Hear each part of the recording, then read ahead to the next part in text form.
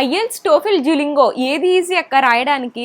యూకేకి ఏ English test అవసరం లేకుండా almost అన్ని యూనివర్సిటీస్ అడ్మిట్ ఇస్తాయి. కానీ ఈ యూనివర్సిటీకి వెళ్ళాలి అనుకున్నప్పుడు అది ఐఎల్స్ టోఫెల్ డ్యూలింగో ఏది యాక్సెప్ట్ చేస్తే అది రాయాలి. లేకపోతే ఇంకా కొన్నిసార్లు UK universities conditional offer letter ఇచ్చాక ఫైనల్ ఆఫర్ లెటర్ ఇవ్వడానికి ఐఎల్స్ టోఫెల్ డ్యూలింగోలో ఏదో ఒక స్కోర్ సబ్మిట్ చేయమని అడుగుతారు. అసలు అప్పుడేం రాయాలి అన్నది ఈ వీడియో చూసాక ఖచ్చితంగా మీకు ఒక అవగాహన వస్తుంది. మీ అందరికీ ఫస్ట్ అసలు ఏది ఈజీ అని తెలుసుకోవాలని ఉంటుంది. ఎక్కువ మంది ఐఎల్స్ టోఫెల్ డ్యూలింగోలో ఏం రాస్తారు అంటే ఐఎల్స్ కష్టం కానీ ఐఎల్సే ఎక్కువ మంది రాస్తారు.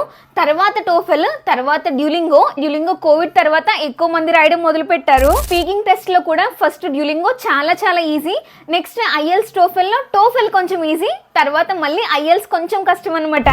మరి ఎక్కువ యూనివర్సిటీస్ యాక్సెప్ట్ చేసే ఎగ్జామ్స్ ఏంటి అంటే ఐఎల్స్ చాలా యూనివర్సిటీస్ యాక్సెప్ట్ చేస్తాయి. తర్వాత డ్యూలింగో ఐఎల్స్ టోఫెల్ తో పోల్చుకుంటే చాలా తక్కువ యూనివర్సిటీస్ డ్యూలింగో యాక్సెప్ట్ చేస్తాయి. అసలు ఏ ఎగ్జామ్ ఎక్కడ రాయాలి అంటే ఐఎల్స్ ఖచ్చితంగా టెస్ట్ సెంటర్ లోనే రాయాలి.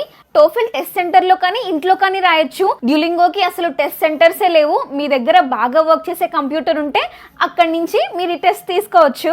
మరి ఏ టెస్ట్ కి ఎంత స్కోర్ వస్తే మళ్ళీ రాయక్కర్లేదు.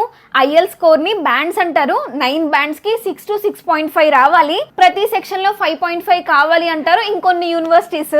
టోఫెల్ స్కోర్ 120కి 100 రావాలి. ప్రతి సెక్షన్ లో 20 మార్క్స్ కావాలి అంటారు ఎక్కువ యూనివర్సిటీస్.